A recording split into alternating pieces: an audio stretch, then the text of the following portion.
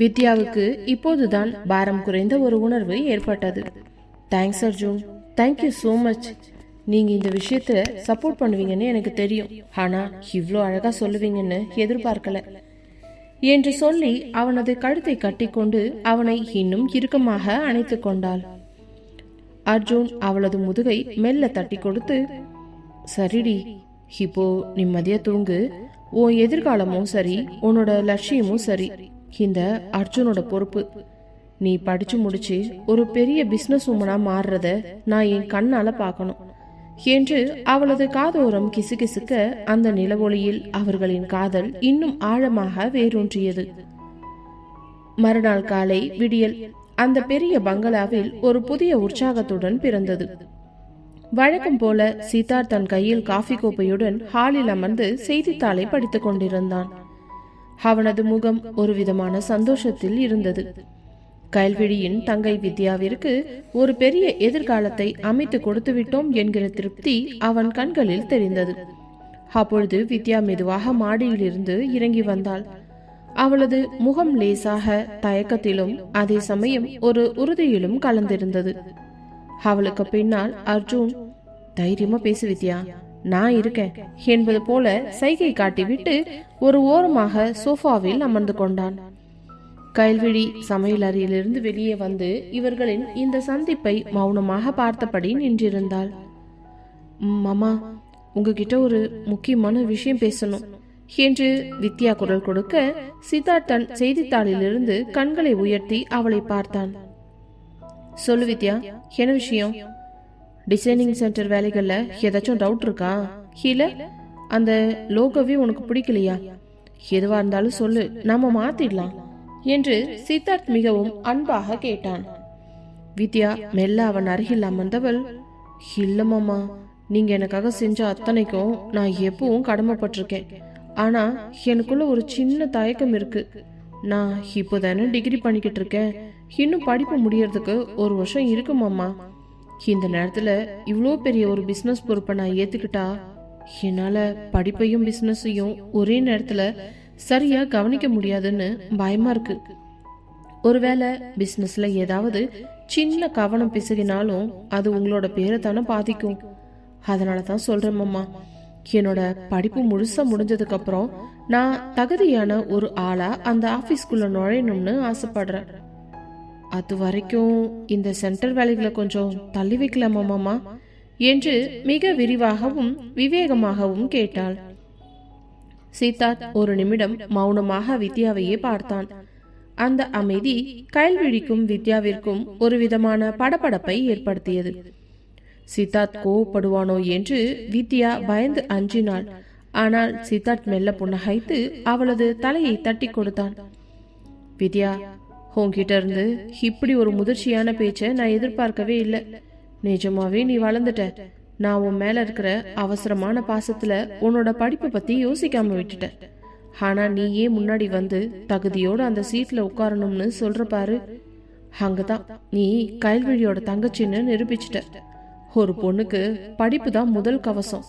நீ டிகிரி முடிச்சுட்டு அந்த துறையில முழு அறிவோட வரும்போது அந்த பிசினஸ் இன்னும் பெரிய உயரத்துக்கு போகும். உன் முடிவு எனக்கு ரொம்ப பிடிச்சிருக்கு வித்யா. நீ தைரியமா படி.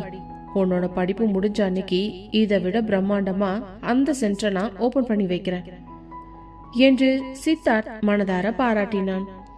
இதை கேட்டு அர்ஜுன் உற்சாகத்தில் எழுந்து வந்து, பாத்தியா வித்யா, நான் தான் சொன்னேன்ல, சித்து சார் இத சரியாத்தான் புரிஞ்சுப்பாருன்னு என்று சொல்லி வித்யாவின் கையை பிடித்து கொண்டான். கயல்விழி ஓடி வந்து வித்யாவை அணைத்து கொண்டவள், வித்யா, எனக்கு ரொம்ப பெருமையா இருக்குதுடி. படிப்பு தான் நமக்கு எப்பவும் துணையா நிற்கும். சித்து, நீங்க வித்யாவோட மனசை புரிஞ்சுக்கிட்டதுக்கு ரொம்ப தேங்க்ஸ் என்று நெகிழ்ந்தாள். சித்தார்த்தும் சிரித்துக்கொண்டே, சரி, அப்போ இப்போதைக்கு பிசினஸ் பிளான ஹோல்டுல இருக்கட்டும். ஆனா கல்யாண வேலைகள் நிக்காது. விக்ரமண்ணா இங்க இருக்கிறப்பவே மத்த எல்லா ஏற்பாடுகளையும் நாம முடிக்கணும். அர்ஜுன், உனக்கும் வித்யாவுக்கும் நடுவுல இந்த ஒரு வருஷம் வெறும் காதல் மட்டும்தான் இருக்கணும், புரியுதா என்று கண்ணடிக்க அர்ஜுன் வெட்கத்தில் சிவந்து வித்யாவை பார்த்தான். மாலை வேளையில் விக்ரம் ஹாலுக்கு வர சித்தார்த் அவரிடம் இந்த முடிவை சொன்னதும், அண்ணா, வித்யா டிகிரி முடிச்சதுக்கு அப்புறம் பிசினஸ்ன்னு சொல்லிட்டா.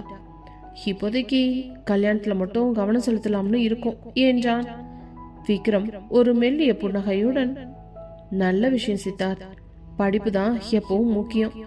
அர்ஜுன், உனக்கு 1 வருஷம் டைம் கிடைச்சிருக்கு.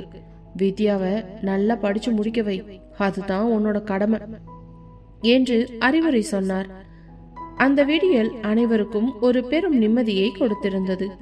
வித்யா தன் படிப்பில் கவனம் செலுத்த தயாராக அர்ஜுன் அவளுக்கு துணையாக நிற்க அந்த பெரிய பங்களாவில் திருமண மேலச்சத்தம் கேட்பதற்கான ஆயத்தங்கள் மெல்ல தொடங்கின. சித்தார்த்தின் வீட்டில் திருமண பத்திரிகை அடிக்கும் வேலைகளும் மண்டபம் முடிவு செய்யும் பரபரப்பும் உச்சத்தில் இருந்தது. வித்யா தன் படிப்பில் கவனம் செலுத்துவதாக முடிவெடுத்த பிறகு அவளுக்கு ஒரு பக்கம் நிம்மதியாக இருந்தாலும் அர்ஜுனுடன் சேர்ந்து திருமண வேலைகளில் ஈடுபடுவது அவளுக்கு பெரும் உற்சாகத்தை தந்தது. விக்ரம் எப்பொழுதும் போல தன் லேப்டாப்பும் கையுமாக சோஃபாவில் அமர்ந்து வெளிநாட்டு தொழிலதிபர்களுடன் போனில் பேசிக் கொண்டிருந்தான். அப்பொழுது திடீரென வாசலில் ஒரு கார் வந்து நிற்கும் சத்தம் கேட்டது. காரில் இருந்து ஒரு இளம்பெண் இறங்கினாள். அவளது பெயர் நித்யா. நவீன உடையில் இருந்தாலும் ஒரு மென்மையான முகப்பொலிவு அவளிடம் இருந்தது. அவள் அந்த ஊரின் மிகப்பெரிய ஈவென்ட் மேனேஜ்மெண்ட் நிறுவனத்தின் உரிமையாளர். சித்தார்த் தான் இந்த திருமணத்தை மிக பிரம்மாண்டமாக நடத்த வேண்டும் என்பதற்காக அவளை இங்கு வரவழைத்திருந்தான். நித்யா கையில் இருந்த கோப்புகளை பார்த்து கொண்டே அவசரமாக உள்ளே நுழைந்த போது அங்கிருந்த தரை விரிப்பில் யாரோ சிந்தியிருந்த தண்ணீரை கவனிக்கவில்லை. வழுக்கிய நித்யா நிலை தடுமாறி விழப்போக சரியாக அந்த பக்கம் வந்த விக்ரம் அவளது இடையை பற்றி தாங்கி பிடித்தான். நித்யாவின் கையில் இருந்த கோப்புகள் அனைத்தும் காற்றில் பறந்து தரையில் சிதறின. விக்ரமின் கைகள் அவளை தாங்கி இருந்த அந்த நொடி இருவருக்குள்ளும் ஒரு மின்னல் வெட்டியது போல இருந்தது. நித்யா அதிர்ச்சியில் அவனது கண்களை பார்த்தாள். விக்ரம் எப்போதும் இல்லாத ஒரு உணர்வை அந்த பெண்ணின் கண்களில் கண்டார். அவனது பாறை போன்ற இதயத்தில் ஒரு சிறிய விரிசல் விழுந்தது போல இருந்தது. சாரி, ரொம்ப சாரி, நான் கவனிக்காம வந்துட்டேன் என்று நித்யா பதட்டத்துடன் விலகி நின்று கொண்டு தன் கலைந்த கூந்தலை சரி செய்தாள். விக்ரம் தன் கைகளை சட்டென்று எடுத்துக்கொண்டு, பரவாயில்ல, ஆனா வீட்டுக்குள்ள வரும்போது கொஞ்சம் தரையை பார்த்து வரக்கூடாதா? இது என்ன பிசினஸ் மீட்டிங்கா இல்ல ரேஸ் நடக்கிற இடமா? இப்படி ஓடி வந்தா யாருக்கா இருந்தாலும் அடிபடும் என்று சற்று கடுமையாகவே கேட்டார். அது நித்யாவிற்கு கொஞ்சம் கோபம் வந்தது. நான் கவனிக்கலன்னு தான் சாரி சொல்லிட்டேன்ல, அதுக்காக இப்படியா பேசுவீங்க? நான் இங்க ஈவென்ட் மேனேஜ்மெண்ட் விஷயமா சித்தார்த் சாரை பார்க்க வந்திருக்கேன் என்று பதிலுக்கு சண்டையிட்டார். இவர்களின் இந்த சிறு மோதலை ஒரு ஓரமாக நின்று கவனித்துக் கொண்டிருந்த அர்ஜுன் வித்யாவின் கையை பிடித்து கொண்டு சிரித்தான். வித்யா, அண்ணன் இவ்வளோ நாள் அமைதியா இருந்தாரே, இப்போ இந்த பொண்ணு கூட எப்படி எகர்றா இருப்பாரு? இதுதான் ஆரம்பம்னு எனக்கு தோணுது என்று அர்ஜுன் கிசுகிசுக்க, ஆமா அர்ஜுன், அந்த பொண்ணும் சலைச்சவளா தெரியல, அண்ணனுக்கு ஏத்த ஜோடியா இருப்பா போல என்று வித்யாவும் சிரித்தாள். சித்தார்த் வெளியே வந்து, வா நித்யா. அண்ணா, இவங்க தான் நித்யா.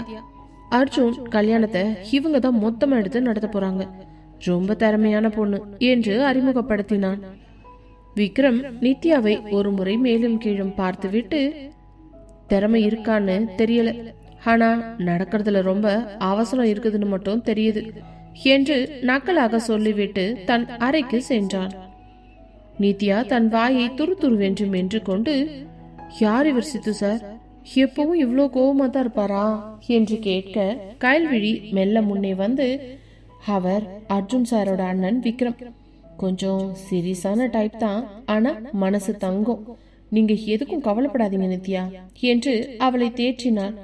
அன்றைய நாள் முழுவதும் திருமண மண்டபத்தின் வரைபடங்கள் மற்றும் அலங்காரங்களை பற்றி நித்யா விவரிக்கும் போது விக்ரம் அவ்வப்போது வந்து குறுக்கிட்டு, இந்த டிசைன் சரியில்லை, இந்த கலர் அர்ஜுனுக்கு பிடிக்காது என்று வேண்டுமென்றே அவளிடம் வம்பு எடுத்து கொண்டிருந்தான்.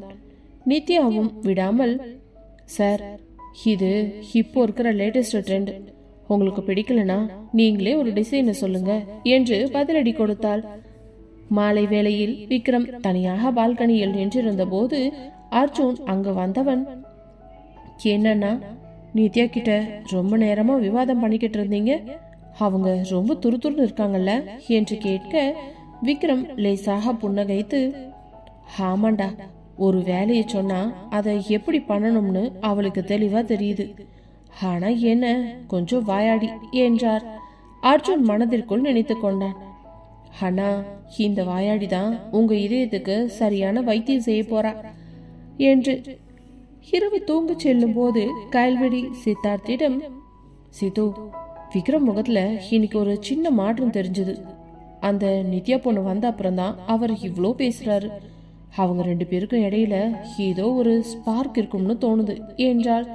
சித்தார்த் அவளை அணைத்து கொண்டு, நீ பெரிய ஜோசியக்காரி ஆயிட்ட கயல். ஆனா நிஜமாவே விக்ரம் அண்ணாவுக்கு ஒரு மாறுதல் தேவை. அர்ஜுன் கல்யாண வேலையில இவங்க 2 பேருக்கும் இடையில நடக்கிற இந்த மோதல் காதலா மாறுமான்னு பாப்போம் என்று அவளது நெற்றியில் முத்தமிட்டான். திருமண வேலைகளின் பரபரப்பு அந்த பெரிய பங்களாவில் ஒவ்வொரு அணுவிலும் நிறைந்திருந்தது. மண்டபத்தின் முகப்பில் கட்டப்பட வேண்டிய பிரம்மாண்டமான ஆர்ச் முதல் பந்தியில் பரிமாறப்பட வேண்டிய இனிப்பு வகைகள் வரை அனைத்தையுமே நித்யா தன் குழுவினருடன் இணைந்து செதுக்கிக் கொண்டிருந்தாள். ஆனால் அவளுக்கு இருக்கும் மிகப்பெரிய சவாலே விக்ரம் தான். அவள் எதை செய்தாலும் விக்ரம் அதில் ஒரு நுணுக்கமான குறையினை கண்டுபிடித்து அவளிடம் வம்பு இழுப்பதையே வழக்கமாக கொண்டிருந்தான். அன்று மாலை திருமண பத்திரிகைகளை வரிசைப்படுத்தும் வேலை நடந்து கொண்டிருந்தது. அர்ஜுனும் வித்யாவும் ஒரு சோஃபாவில் அமர்ந்து யாருக்கும் தெரியாமல் மேஜைக்கு அடியில் கைகோர்த்து கொண்டு பத்திரிகையில் உள்ள பெயர்களை சரிபார்ப்பது போலவே நடித்து கொண்டிருந்தனர். வித்யா, இந்த 1 வருஷமும் படிப்புங்கிற பேர்ல நீ என்ன கண்டுக்காம விட்டுடுவியோ என்று அர்ஜுன் அவளது காதோரம் மிக மெல்லிய குரலில் முணுமுணுத்தான். வித்யா அவனது கையை லேசாக கிள்ளி விட்டு, அர்ஜுன், எல்லாரும் முன்னாடி இப்படித்தான் கையை பிடிச்சுக்கிட்டு இருப்பீங்களா? முதல்ல இந்த லிஸ்ட பாருங்க. நீங்க இல்லாம எனக்கு படிப்பு ஏறுமா என்ன? ஆனா இந்த 1 வருஷம் நம்ம காதலுக்கு ஒரு பரிச்சு மாதிரி அர்ஜுன்.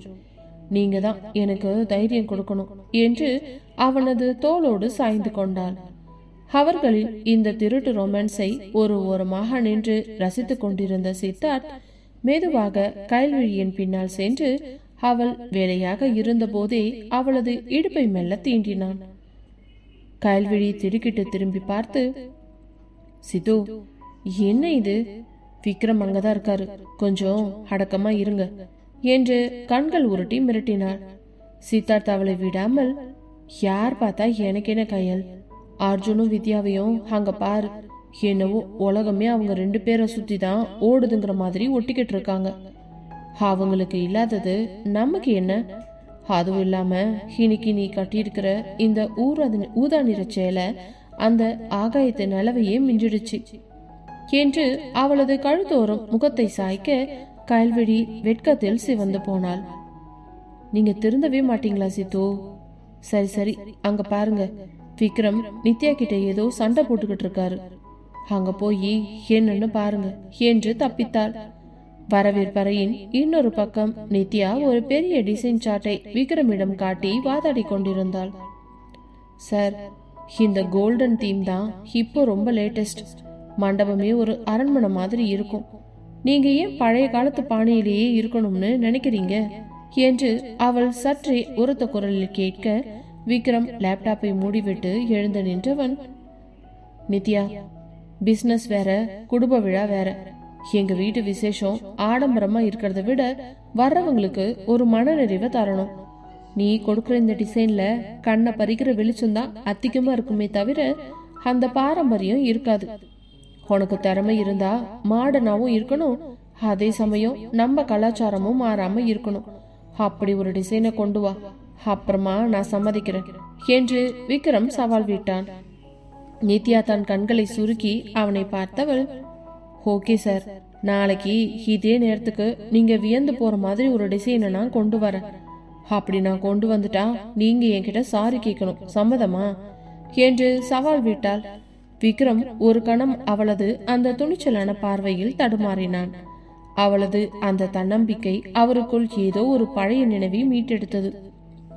பாப்போம் நித்யா, நீ ஜெயிச்சா நான் சாரி மட்டும் இல்ல, நீ கேட்கிற எதையும் செய்ய தயார் என்று சொல்லிவிட்டு அங்கிருந்து நகர்ந்தான். நித்யா விறுவிறுவென்று தன் பேப்பர்களை சுருட்டி கொண்டு கிளம்ப அர்ஜுன் அவளை வழிமறித்து, என்ன நித்யா, அண்ணன் கூட பயங்கரமான மோதலா இருக்கு. அவர் ஒரு பாறை மாதிரி, அவ்வளவு சீக்கிரம் அசைக்க முடியாது என்று அர்ஜுன் சிரிக்க, அந்த பார்வை, அந்த பாறைய மெழுகா மாத்துறது எப்படின்னு எனக்கு தெரியும் அர்ஜுன் சார், நாளைக்கு நீங்களே பாப்பீங்க என்று சொல்லிவிட்டு மின்னல் வேகத்தில் மறைந்தாள். அன்று இரவு கயல்விழி சித்தார்த்திடம் பேசிக் கொண்டிருக்கும் போது, சித்து, விக்ரம் நித்யா கிட்ட பேசுறப்ப மட்டும்தான் இவ்வளோ எனர்ஜியா இருக்காரு, மற்ற நேரமெல்லாம் பழையபடி அமைதியாகிடுறாரு. அந்த பொண்ணு வந்த அப்புறம் அவர் முகத்துல சின்ன புன்னகை வந்துட்டு போறத நான் கவனிச்சேன் என்றாள். சித்தார்த் அவளை கட்டிக்கொண்டு, உண்மைதான் கயல், அந்த நித்யா ஒரு புயல் மாதிரி. அவ வர்றப்ப எல்லாம் அண்ணனோட அந்த மௌனத்தை கலைச்சிடுறா. ஒருவேளை அர்ஜுன் கல்யாணத்துல அண்ணனுக்கும் ஒரு வழி பிறந்துடும்னு தோணுது.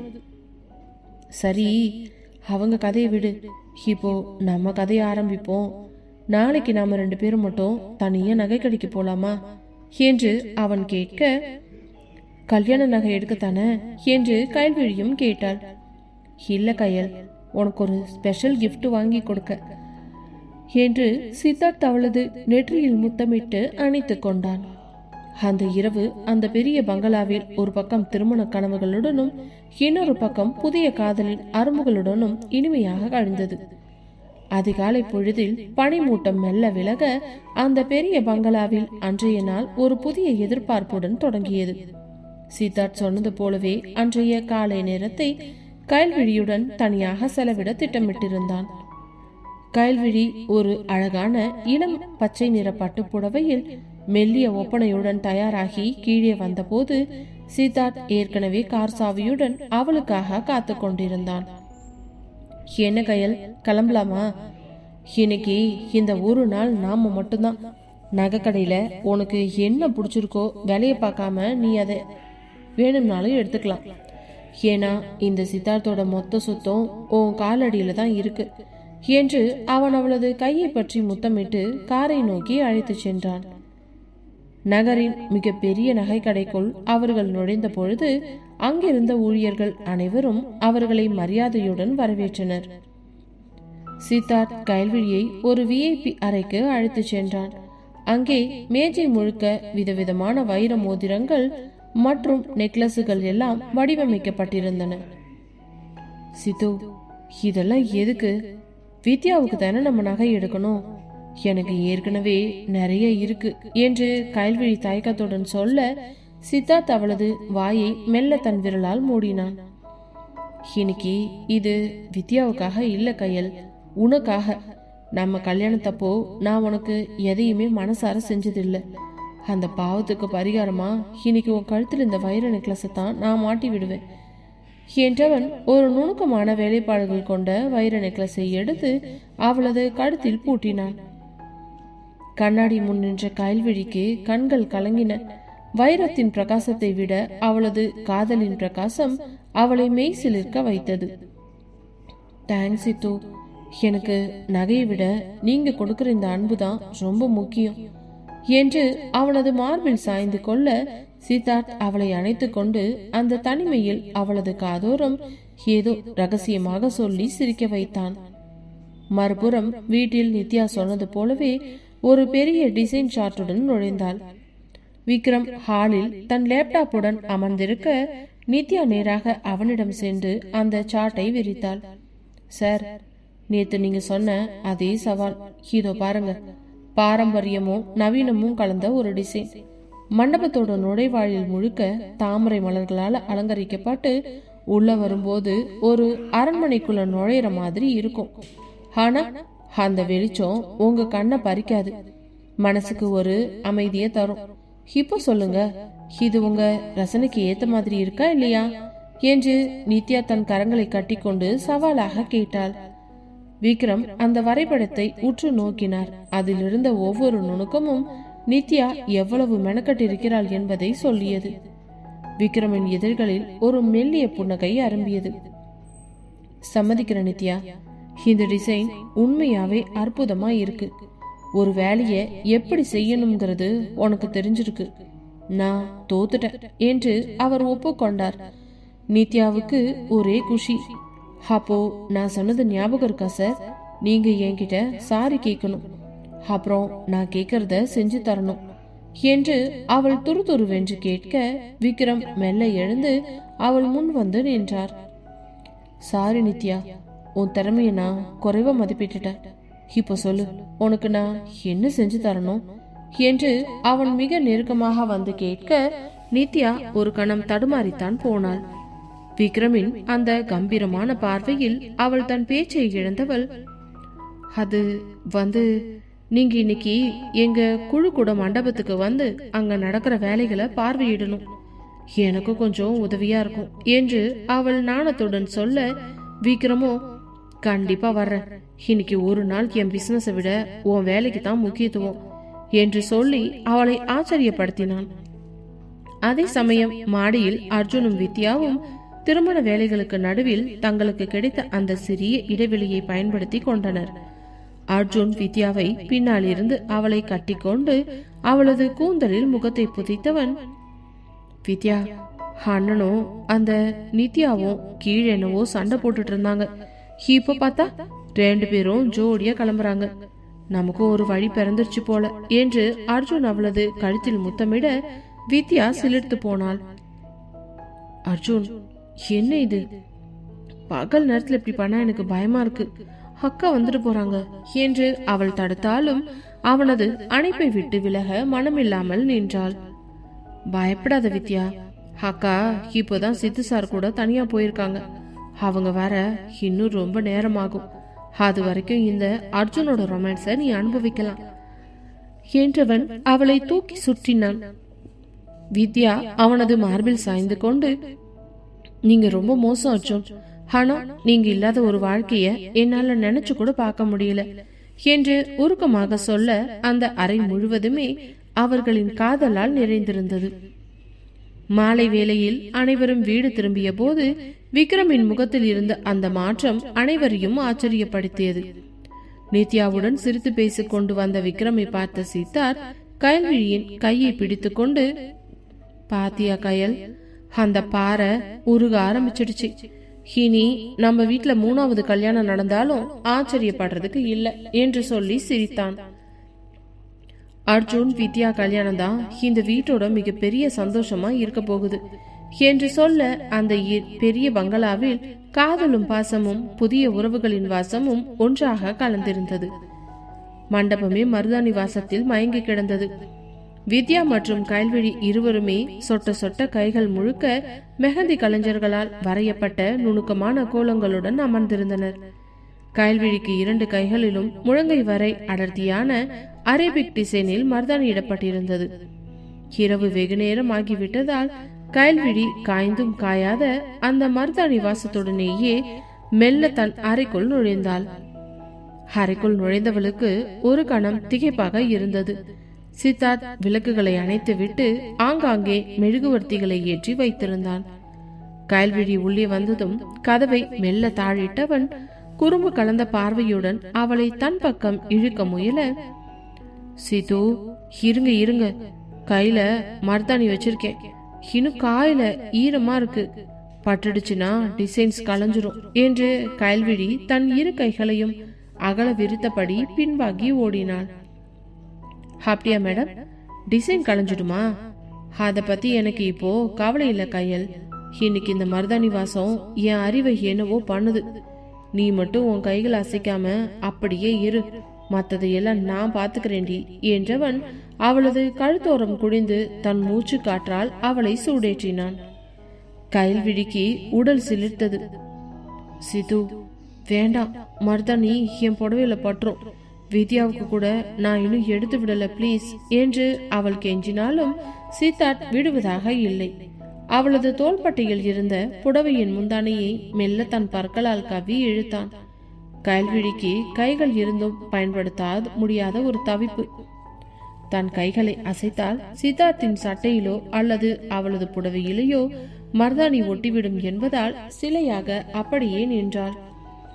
சித்து, நிஜமாவே நீங்க ரொம்ப மோசம். நான் கையில மருதாணி வச்சிருக்கிறது உங்களுக்கு ஒரு வசதியா போச்சு இல்ல என்று அவள் சினுங்க. வசதி மட்டும் இல்ல கையல், இது ஒரு பெரிய வாய்ப்பு. இன்னைக்கு நீ ஒரு கைதி மாதிரி ஏன் முன்னாடி நிக்கிற. உன்னால என்னை எதிர்க்க முடியாது, தடுக்கவும் முடியாது என்றவன் அவளது கழுத்தில் இருந்த வைர நெக்லஸை மெல்ல கழற்றி மேஜையில் வைத்தான். தொடர்ந்து அவளது புடவையின் ஒவ்வொரு மடிப்பையும் அவள் மெல்ல கலைக்க தொடங்க கயல்விழி தன் கைகளை உயரே தூக்கியபடி, ஐயோ சித்து, பார்த்து, மருதாணி பற்ற போகுது என்று பதற சித்தார்த் அவளது இடையை சுற்றி தன் கைகளை வளைத்து அவளை மெத்தையில் மெல்ல சாய்த்தான். இப்ப சொல்லு கையல், இந்த மருதாணி உனக்கு முக்கியமா இல்ல நானா என்று கேட்டபடி அவளது வயிற்று பகுதியில் தன் இதழ்களால் மெல்லிய கோலமிட்டான். கயல்விழி இன்ப அவஸ்தையில் தன் கால்களை உதறினாள். அவளது கைகள் காற்றில் அசைந்தாலும் அவன் மேல் படாமல் இருக்க அவள் போராட வேண்டியது சித்தார்த்திற்கு ஒரு பெரிய விளையாட்டாக இருந்தது. சித்து ப்ளீஸ், ரொம்ப டார்ச்சர் பண்றீங்க, என்னால ஒண்ணுமே பண்ண முடியல என்று அவள் கண்கள் சொருக முணுமுணுக்க, நீ ஒன்னும் பண்ண வேண்டாம் கையல், இந்த இரவு முழுசும் நீ என் பொம்மை, உன்னை எப்படி ரசிக்கணும்னு எனக்கு தெரியும் என்றவன் அவளது ஆடைகளை ஒவ்வொன்றாக கலைத்து அவளது அழகை நிலவொளியில் ரசித்தான். கயல்விழி தன் கைகளை மேலேயே வைத்தபடி அவனது ஒவ்வொரு தீண்டலையும் ஆழமாக அனுபவித்தாள். சித்தார்த் அவளது இதழ்களில் தஞ்சம் புகுந்த போது அந்த அறையே காதலின் அனலில் தகித்தது. மருதாணி வாசமும் சித்தார்த்தின் ஆண்மை மனமும் கலந்து கயல்விழியை ஒரு புதிய உலகத்திற்கு அழைத்துச் சென்றது. கிட்டத்தட்ட 1 மணி நேர போராட்டத்திற்கு பிறகு கயல்விழி களைத்து போய் அவன் மார்பில் சாய்ந்து கொண்டாள். அவளது கைகள் இன்னும் காயாத நிலையில் அப்படியே இருக்க சித்தார்த் அவளது விரல் நுனிகளை ஊதிவிட ஆரம்பித்தவன், பாத்தியா, ஓ மருதாணி களையாமலேயே நான் உன்னை முழுசா ரசிச்சிட்டேன் என்று அவன் பெருமையுடன் சொல்ல கயல்விழி அவனது கன்னத்தை கடிக்க முயன்றாள். நீங்க நிஜமாவே ஒரு பெரிய கிரிமினல் சித்து. நான் கையை கட்டிக்கிட்டு இருக்கிறத இவ்வளவு அழகா யூஸ் பண்ணிப்பீங்கன்னு நினைக்கவே இல்லை என்று மூச்சரிக்க சொன்னாள். சித்தார்த் அவளை போர்வையால் போர்த்தி, இது வெறும் ஆரம்பம்தான் கையல், நாளைக்கு கல்யாணம் முடிஞ்சதும் இந்த மருதாணி செவந்திருக்கிற அதே வேகத்துல நம்ம காதலும் இன்னும் அதிகமா சிவக்கும் என்று அவளது நெற்றியில் முத்தமிட்டான். அந்த இரவு மருதாணி சிதறாமல், ஆனால் காதலின் ஒவ்வொரு அணுவும் சிதறி தெரித்த ஒரு உன்னதமான இரவாக அவர்களுக்கு அமைந்தது. அந்த பிரம்மாண்ட பங்களாவே ஒரு மணப்பெண்ணை போல அலங்கரிக்கப்பட்டிருக்க, வாசலில் இருந்து போர்டிகோ வரை சிவப்பு நிற விரிப்பு கம்பளங்கள் விரிக்கப்பட்டிருக்க, இருபுறமும் மெல்லிய மின் விளக்குகள் விண்மீன்களைப் போல மின்னிக் கொண்டிருந்தன. வரவேற்பு விழாவிற்கு அனைவரும் புறப்படும் அந்த தருணம் ஒரு காவியம் போல தொடங்கியது. முதலில் சித்தார்த்தும் கயல்விழியும் வெளியே வந்தனர். கயல்விழி ஒரு அடர் நீல நிறப்பட்டு புடவையில் தன் கை முழங்கை வரை சிவந்து கிடந்த அந்த மருதாணி வாசத்துடன் ஒரு மகாலட்சுமி போல காட்சியளித்தாள். அவளது கழுத்தில் சித்தார்த் வாங்கி கொடுத்த அந்த வைர நெக்லஸ் விளக்கு வெளிச்சத்தில் ஜொலித்தது. சித்தார்த் ஒரு கருப்பு நிற சூட்டில் படு கம்பீரமாக அவளது கையை பற்றி அழைத்து வந்தான். அவர்களுக்கு பின்னால் இன்றைய நட்சத்திர ஜோடிகளான அர்ஜுனும் வித்யாவும் வந்தனர். வித்யா ஒரு பிரம்மாண்டமான லெஹங்கா அணிந்திருந்தாள்.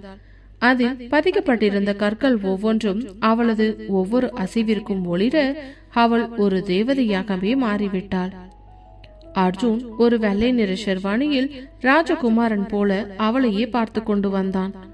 அர்ஜுன் மெல்ல வித்யாவின் காதோரம் குனிந்து, இன்னைக்கு ரிசப்ஷன்ல எல்லாரும் உன்னையே தான் பார்க்க போறாங்க வித்யா, ஆனா நான் மட்டும்தான் உன்னை தொட முடியும் என்று வம்பு இழுக்க வித்யா தன் பெரிய கண்களை உருட்டி அவனை அடக்கினாள். இந்த எல்லா பரபரப்பிற்கும் நடுவில் விக்ரம் ஒரு சாம்பல் நிற கோட் ஷூட்டில் வாசலில் நின்றிருந்த நித்யாவை பார்த்தார். நித்யா அன்று ஒரு மெல்லிய பீச் நிற சேலையில் மிக குறைவான ஒப்பனையுடன் அதே சமயம் அதிகப்படியான வசீகரத்துடன் நின்று கொண்டிருந்தாள்.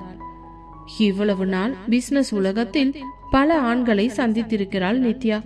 பலர் அவளது அழகை பார்த்து பின்னாடியே சுற்றியிருக்கிறார்கள். ஆனால் அவர்கள் யாரும் நித்யாவின் இதயத்தை ஒரு அணு அளவும் அசைக்கவில்லை.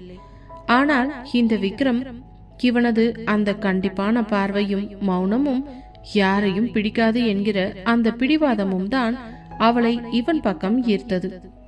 விக்ரமை பார்க்கும் போதெல்லாம் அவளுக்குள் ஒரு இனம் புரியாத பயமும் அதே சமயம் ஒரு பாதுகாப்பு உணர்வும் உண்டாவதை அவளால் தவிர்க்க முடியவில்லை.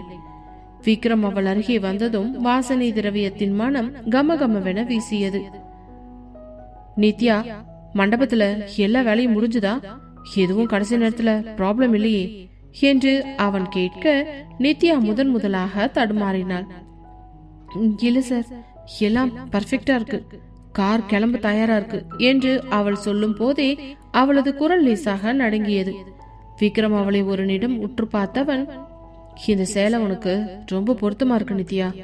நேத்து நான் சொன்னதுக்காக இவ்ளோ கஷ்டப்பட்டு டிசைன் பண்ணதுக்கு தேங்க்ஸ் என்றவன் முதலாக ஒரு கனிவான புன்னகையை சிதறவிட நித்யாவின் இதயம் ஒரு நிமிடம் துடிப்பதையே நிறுத்தியது போல் இருந்தது. அந்த பாறை போன்ற மனிதனிடம் இருந்து வந்த அந்த ஒரு பாராட்டு அவளுக்கு உலகத்தையே வென்றது போன்ற உணர்வை தந்தது. விக்ரம் அவளையே பார்த்து கொண்டு, சரிவா, ஏன் கார்லயே போலாம். மண்டபத்துக்கு போற வழி முழுக்க நீ என்னென்ன ஏற்பாடுகள் பண்ணியிருக்கன்னு நான் தெரிஞ்சுக்கணும் என்று சொல்லி அவளுக்கு காரின் கதவை திறந்து விட நித்யா அந்த மரியாதையில் அப்படியே மெய்மறந்து போனாள். கார்கள் அணிவகுத்து அந்த பிரம்மாண்ட மண்டபத்திற்குள் நுழைந்தன. மண்டபமே ஒரு இந்திரலோகத்தை போல தெரிந்தது. வாசலில் பன்னீர் தெளிக்கப்பட்டு மல்லிகை பூக்களின் மனம் ஊரையே கூட்டியது. மேடையில் அர்ஜுனும் வித்யாவும் அமர்ந்த போது ஆயிரக்கணக்கான கேமராக்களின் வெளிச்சம் மின்னின.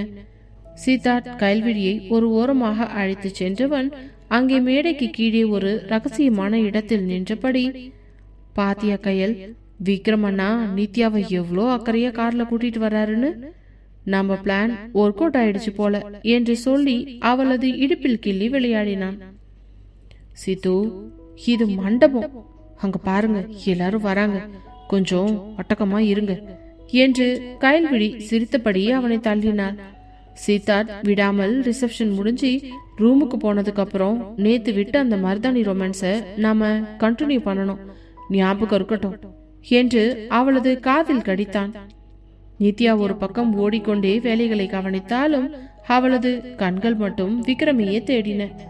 விக்ரம் ஒரு தூணில் சாய்ந்து கொண்டு நித்யா வேலை செய்வதையே ரசித்து கொண்டிருந்தான்.